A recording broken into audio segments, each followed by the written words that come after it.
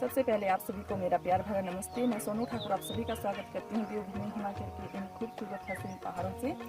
तो मैं आप सबको बताना चाहूँगी कि आज दिनांक है 5 जून 2023 और आज का डे जो मनाया जाता है वो मनाया जाता है पर्यावरण दिवस के रूप में।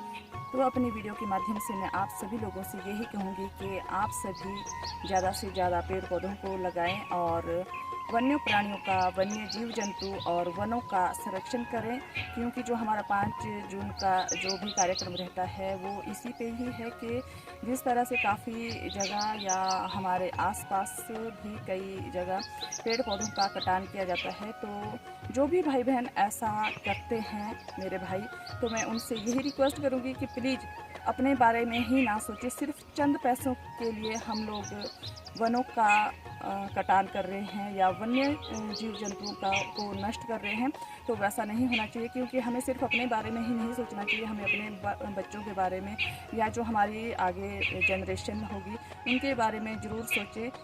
और आज का जो भी मेरी वीडियो है वो पर्यावरण दिवस के रूप में ही है।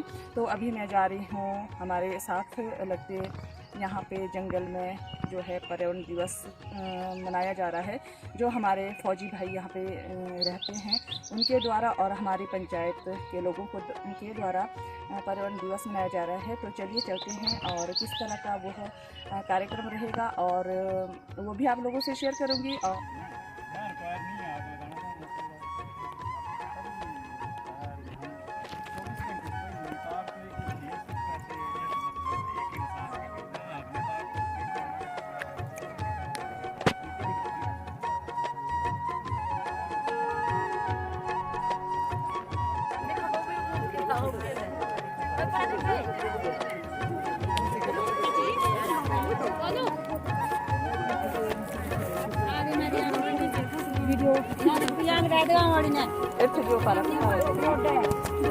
सर जी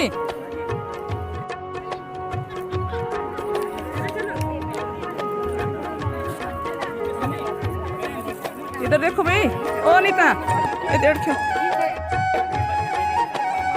तो यहाँ पे मेरा महिला मंडल जय नाना माता दगांव की ओर से पौधे लगाए जा रहे हैं।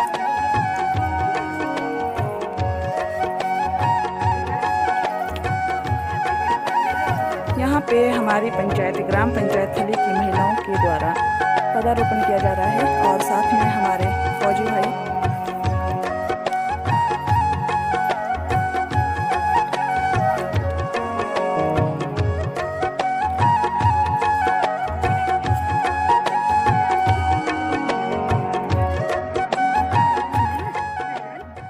देखते हैं कि आर्मी वाले कैसे इस चीज को देखते हैं, क्या करते हैं।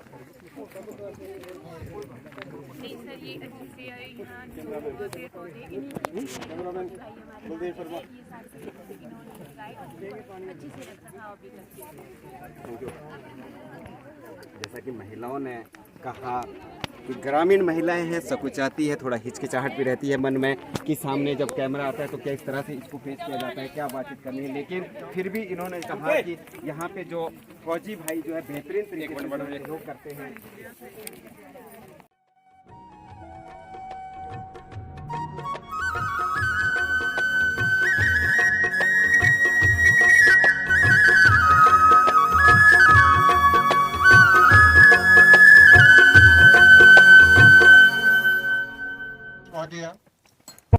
समाज सेवक श्री नरेंद्र जी और बाकी पधारे हुए सभी माताएं और बहनों, जैसा कि आपको पता है हम लोग यहाँ एकत्रित हुए हैं तो किसी उद्देश्य को लेकर एकत्रित हुए हैं।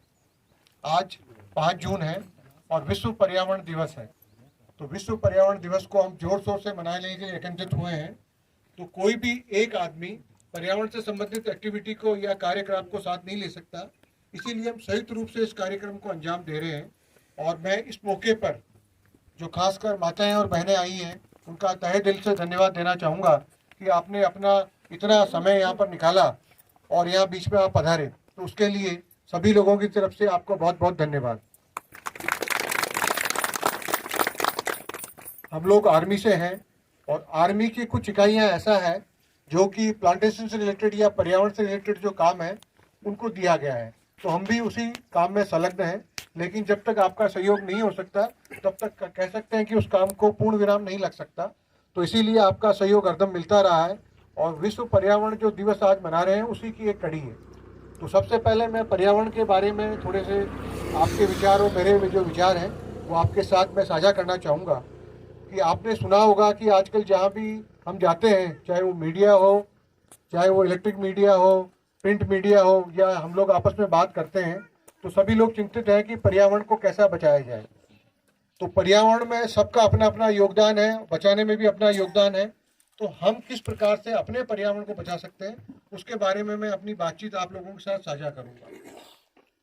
तो सबसे पहले तो पर्यावरण है क्या? पर्यावरण हम कह सकते हैं कि पृथ्वी का ही एक रूप है जो हमारे चारों ओर उपलब्ध है, जो हमें ऊपर वाले ने निर्मित दिया है। चाहे वो पेड़ पौधा है, चाहे हवा है, पानी है, वो सब पर्यावरण के अंग है।